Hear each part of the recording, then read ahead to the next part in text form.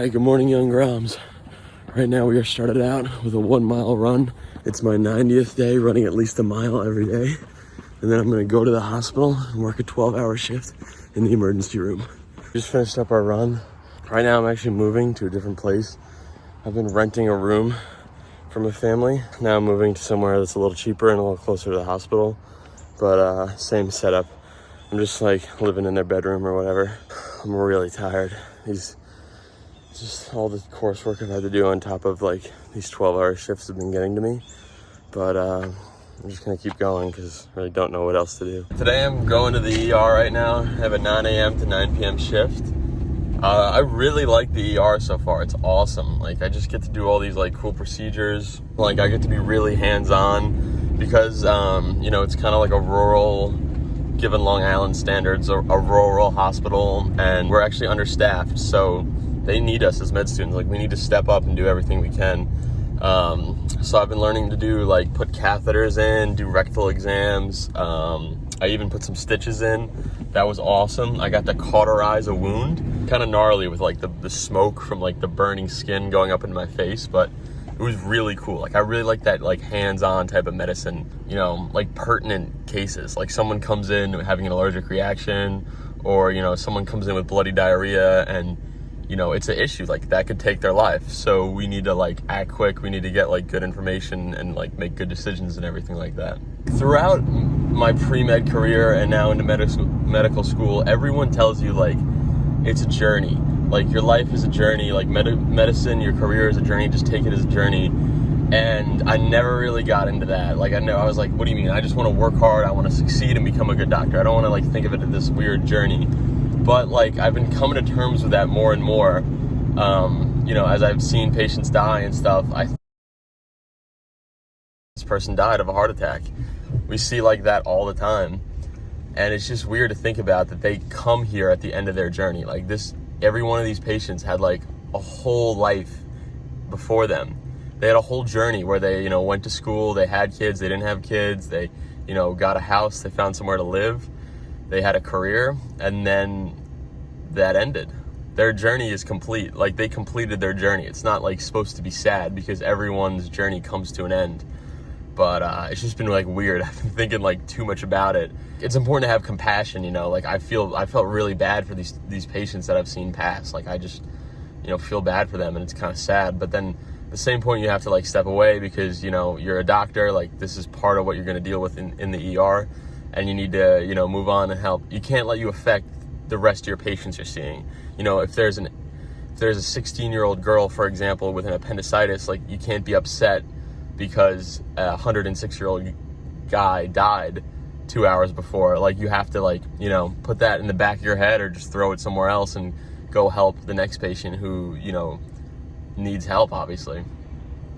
Needs to, you know, get a CT, figure out whether they're having an appendicitis. You got to do a physical exam on them. So yeah, it's pretty crazy. This was just kind of like a deep talk, and I wanted to just like to help, you know, any other medical students that are like, you know, going into the ER and don't know what to expect.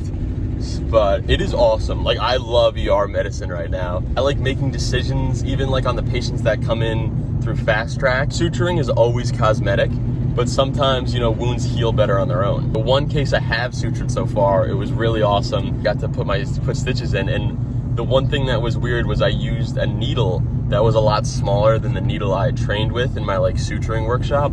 So it was harder to grab, but you know, I still got the job done, and my knot tying was great. I got to give it to myself. Like I grew up on a sailboat.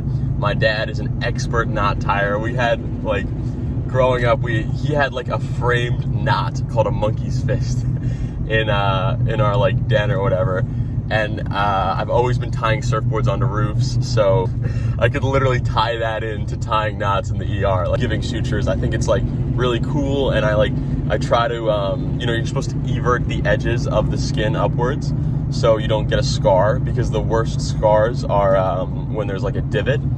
So, you know, I'm learning all this really cool stuff, and I'm also learning just stuff about like how to, you know, sepsis. Like if a patient comes in with a UTI, it can literally alter their mental status, which is crazy to think about, especially like an old patient. So if they're acting like strange, it might be because they have a UTI and you need to get them antibiotics. That's another point of case where as a med student, you can actually help out there is you can do a rectal temp, because a lot of these patients with UTIs, if they're elderly, they come in, their normal vital signs, like the thermometer that sticks on their finger, like doesn't show a fever. Their temperature could be like 99, and then you do a rectal temp, you see a temperature of 102, and you're like, oh no, this person has a UTI. They like need antibiotics, and it could, you know, just get them feeling better like so much quicker.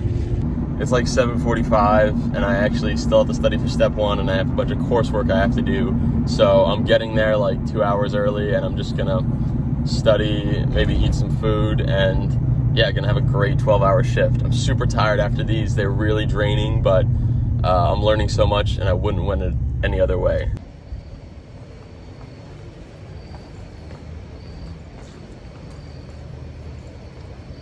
All right, guys, did a bunch of crazy stuff in the ER today. It was so cool. It was my first time actually doing chest compression. So, as you guys know, every time you step in a hospital, all health information is protected.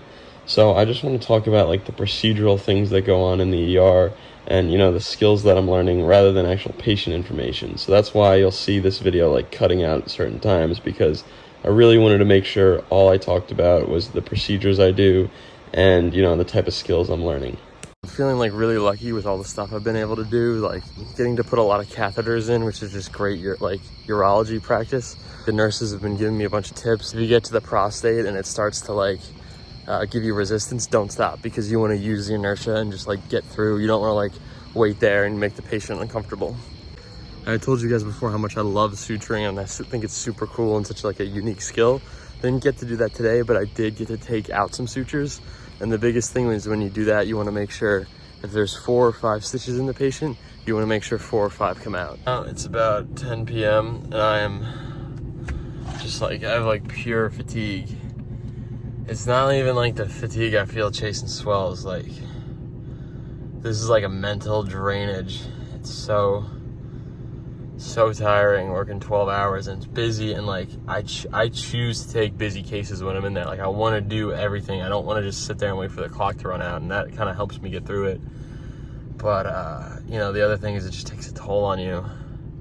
I'm moving right now into a new place too. I'm kind of hopping from house to house trying to save money. I'm just so tired right now.